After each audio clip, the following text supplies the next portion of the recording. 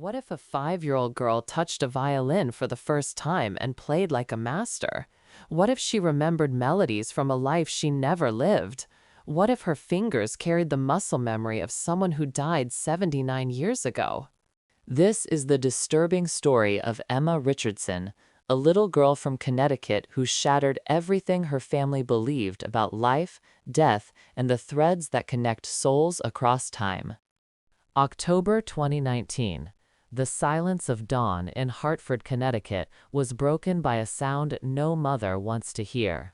Sarah Richardson, 38 years old, a nurse who had seen everything in her career, walked down the dark hallway toward her daughter's room. Emma was crying again, the same nightmare, 3 months straight. "Sweetheart, it's okay. Mommy's here. Tell me about the dream." Emma sat up in bed, tears streaming down her small face, clutching a stuffed bear. But when she looked at her mother, something in those 5-year-old eyes seemed ancient. "The fire, Mama! I can't get out. The smoke is everywhere, and I can't find my violin. I need to save my violin." Sarah felt a chill run down her spine. Emma had never taken a music lesson. Their house didn't even have a musical instrument. Yet night after night, her daughter woke screaming about a violin she had to save from flames. Sarah tried everything: therapy, dream journals. She even changed Emma's bedroom, thinking maybe something in the room was triggering bad dreams. Nothing worked. Then, one Saturday afternoon, Sarah took Emma and her older brother to Hartford Music and Strings. They were buying a birthday gift. What happened next would change their lives forever. Emma wasn't interested in toys or games. She walked slowly through the store, as if in a trance, drawn to something none of them could see. When she reached the violin section, she stopped. Her small hand reached out and touched the strings of a vintage instrument hanging on the wall. A single note rang out. Emma's entire body froze. "This is mine," she whispered. Before Sarah could react, Emma picked up a small display violin. She tucked it under her chin with perfect posture. Her fingers found positions no one had ever taught her. And then she played. The melody wasn't perfect, but it was impossibly skilled for a child who had never held an instrument. The store clerk stopped mid-conversation. Other customers turned. Sarah's hand covered her mouth in shock. "How long has she been playing?" the clerk asked. She hasn't," Sarah whispered, her voice trembling.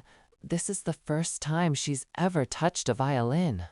Sarah and her husband, Michael, couldn't afford the violin from the store, but they rented a student model, thinking it was just a phase, something Emma would lose interest in after a few days. It wasn't a phase. Emma became obsessed. She practiced 6, 7, 8 hours a day. She would wake at 4 in the morning to play.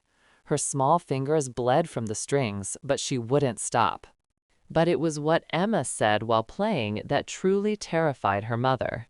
One afternoon, Sarah stood outside Emma's bedroom door, listening. Emma was playing, eyes closed, completely absorbed. And then she spoke. "No, Mr. Hoffman, like this. The bow pressure must be softer in the third measure." Sarah pushed open the door. "Emma? Who are you talking to?" Emma opened her eyes, confused, as if waking from a dream. "My teacher, Mr. Hoffman, he's very strict, but he says I have the gift." "Honey," Sarah said carefully, "you don't have a teacher." Emma looked at her mother with those ancient eyes again. "I did, Mama, before." December evening. The Richardson family sat at the dinner table. Emma barely touched her food, staring at nothing. Michael, a software engineer and self-proclaimed skeptic, tried to maintain normalcy. But Sarah couldn't take it anymore. Michael, our 5-year-old, is playing concertos, Vivaldi, Brahms, pieces she's never heard before. Suddenly, Emma stood up. She walked to her backpack, pulled out crayons and paper, and began to draw with intense concentration. When she finished, she placed the drawing on the table. Sarah's blood ran cold. It was a building on fire, flames consuming windows, people running in panic, and in the center, a figure trying to go back inside, reaching towards something. But it wasn't the fire that froze Sarah's heart. It was the words Emma had written at the bottom in her childish handwriting, Vienna, 1945. I had to save it. Emma, Sarah whispered, where did you learn about Vienna? Emma looked up, matter of fact. That's where I lived. Before I was Emma, my name was Anna Hoffman. That night, after Emma went to bed, Sarah sat at her laptop. Her hands shook as she typed into Google, Vienna, 1945, fire violin child prodigy. What she found changed everything. On February 12, 1945, during the final months of World War II, Allied bombing raids devastated Vienna. The State Opera House burned. Several surrounding buildings were destroyed. Sarah kept searching. Concert programs, lists of casualties, historical records. And then she found it. Among the casualties, Anna Hoffman, age 22, a violin prodigy who had been performing since she was 6 years old. According to witness accounts, Anna ran back into her burning apartment building. She was trying to save her violin, a rare Guarneri worth a fortune.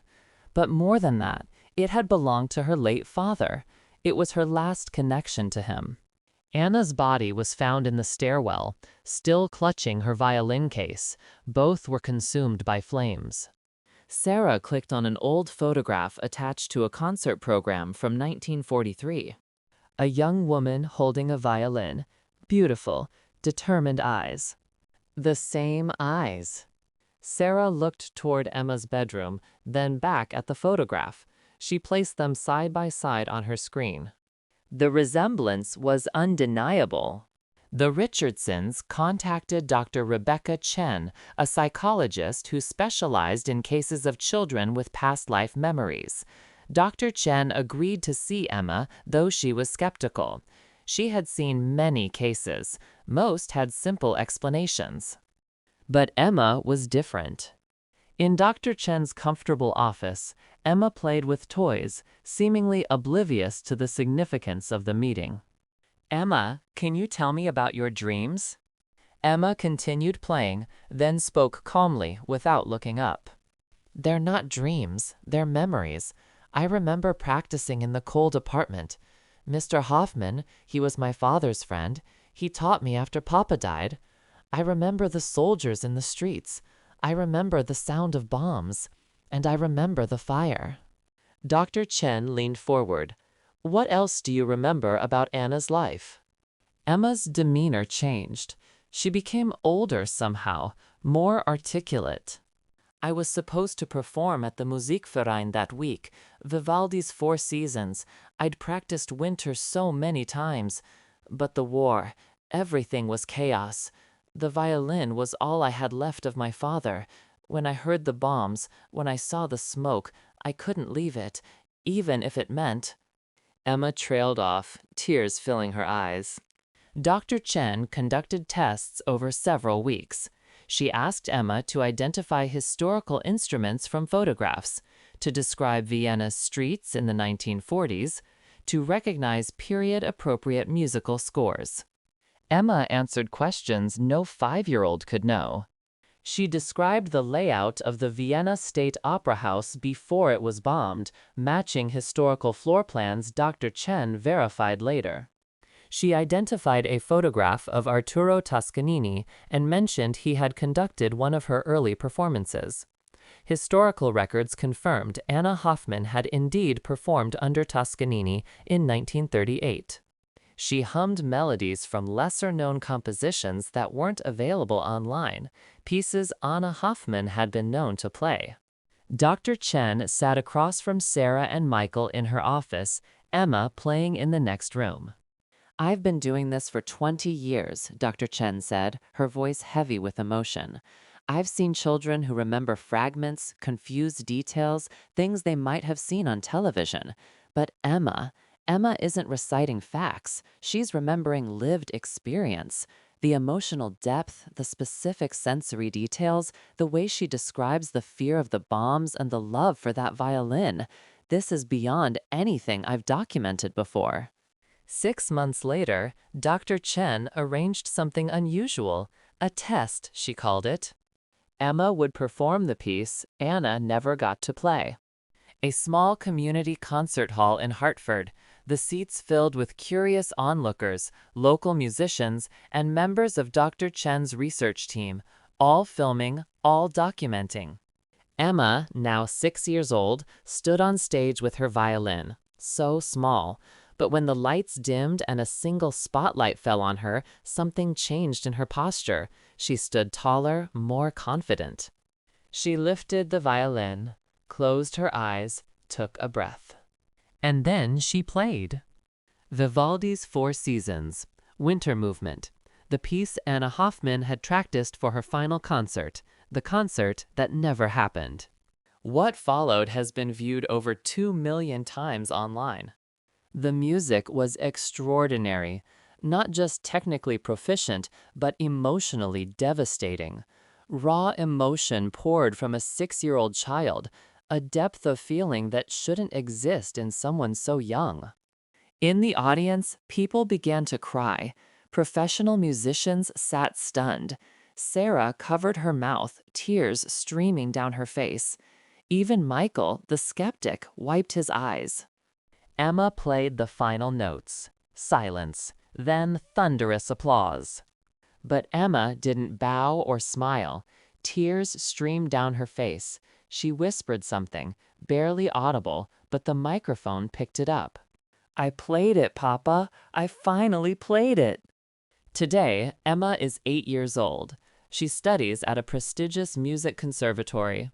Her teachers say she has the potential to become one of the greatest violinists of her generation.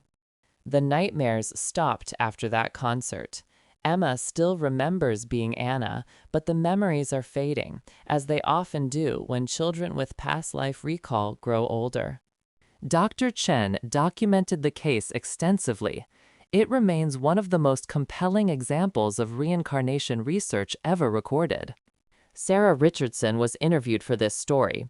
"People ask me if I believe in reincarnation," she said. "I don't know what I believe, but I know my daughter remembered things she couldn't have known. She played music she'd never learned. And somewhere, somehow, I think Anna Hoffman finally got to finish her concert."